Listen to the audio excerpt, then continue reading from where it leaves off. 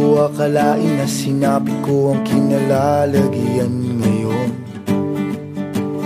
Para bang isang bagyong may lakas na signal number 4. Yung tipong di mo ginusto pero tsak naramdam mo ang tibok ng iyong puso.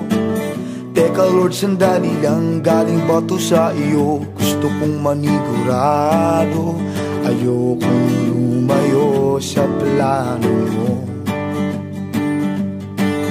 Dahil the best yung galing sa'yo.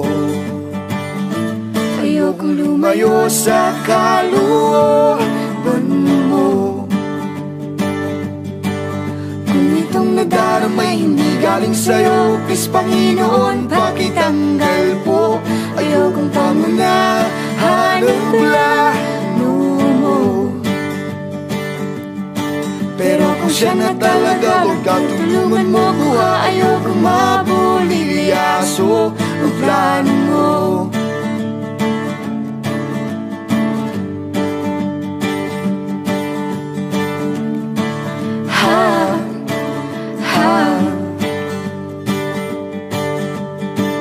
Di ko inasahan o sadyang pinilit kinalalagyan ngayon. Di naman kasi ako nabigani sa kaniya noon. Yung kusa kang nagkagusto, simula nang matento na siya'y nagbago. Wala nang siya'y nagseryoso, binigay buong puso kay Jesucristo. Ayokong lumayo sa plano mo. Dahil the best yung galing sa'yo. Ayokong lumayo sa kalooban mo. Kung itong nadaramay hindi galing sa'yo, please Panginoon, pakitanggal po. Ayokong pangunahan ang plano mo. Pero kung siya na talaga, Lord God, tulungan mo ko. Ayokong mabulilyaso ang plano mo.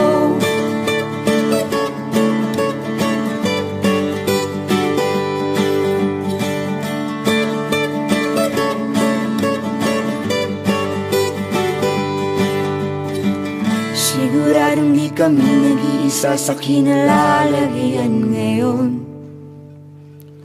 May mga batong tumama sa mga nakikinig sa amin ngayon. Matatapos na ang kanta, nakakarinig ka na, natamaan ka na rin, di ba? Wag mo na tong ikaila, may hiya-hiya ka ba? Ganto rin ang prayer mo, di ba?